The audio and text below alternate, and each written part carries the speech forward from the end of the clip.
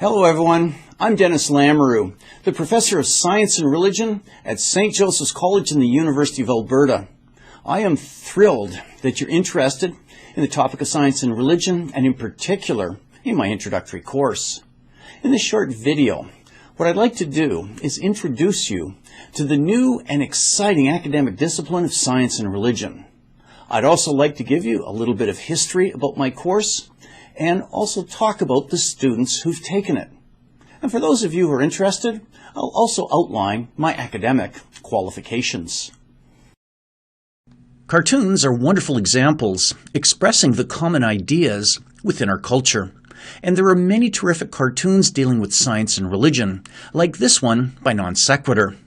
The main message is that there are only two basic views of the world, the religious worldview and the scientific worldview. Another message in this cartoon, which is common today, is that science explains away religion.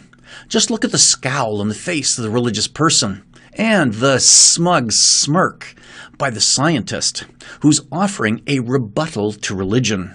But here are some questions we will deal with throughout my course. Are there only two views of the world? And are we forced to pick between science and religion?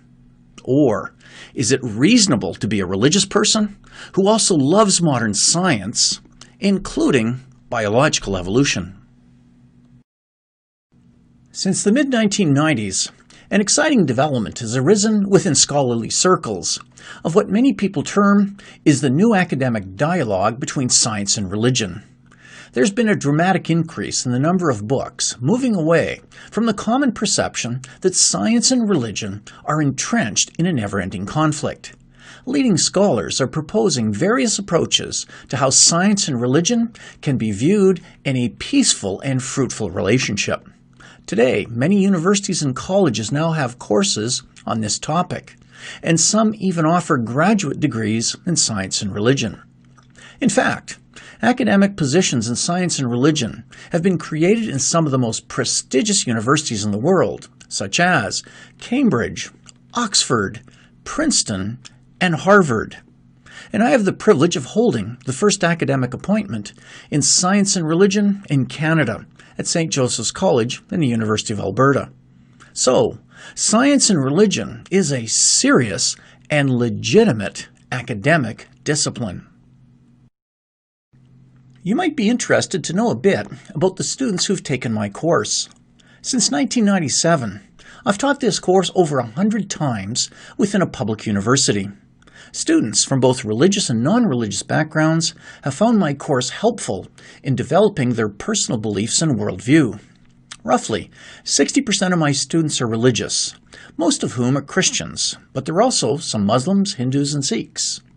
The majority of these religious students enter my class with their science and their religion in separate compartments. But, intuitively, they sense that there must be some sort of way to integrate both, and my course offers them a wide variety of approaches on how to do this. About 40% of my students are non-religious. 30% would say that they are spiritual but not religious. And around 10% of my classes have atheists and agnostics. I really value my non-religious students because they offer many wonderful insights to the class discussions. They also assist religious students to understand the concerns and problems they have with religion. Finally, many students are interested to know the academic qualifications of their professors. I completed 6 university degrees over a 20-year period. My Bachelor of Science degree was in biology. I have a Doctor of Dental Surgery degree, and I practiced dentistry for a number of years. I then studied theology and completed a Master of Christian Studies, with a focus on the creation accounts in the Bible. I also completed a Master of Divinity, which is the degree to be a priest or pastor. And I did my PhD in theology, studying Christians in the 19th century who accepted evolution, as well as the religious beliefs of Charles Darwin. After 3 graduate degrees in theology, I returned to science for a PhD in biology, specializing on dental development and evolution.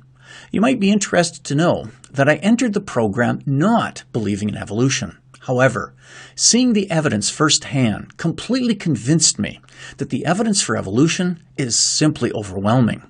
So yes, I am a Christian and I believe in a creator, and that makes me a creationist. And yes, I am also an evolutionist. And the view of origins that I accept is called evolutionary creation.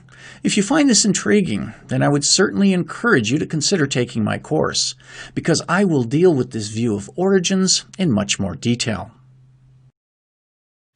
So that's a brief introduction to my course. I also want you to know that I have a video that describes in much more detail each of the different sections in the course, and you can find it on the course homepage. I want to thank you for listening, and I want to thank you for considering my course. End of episode.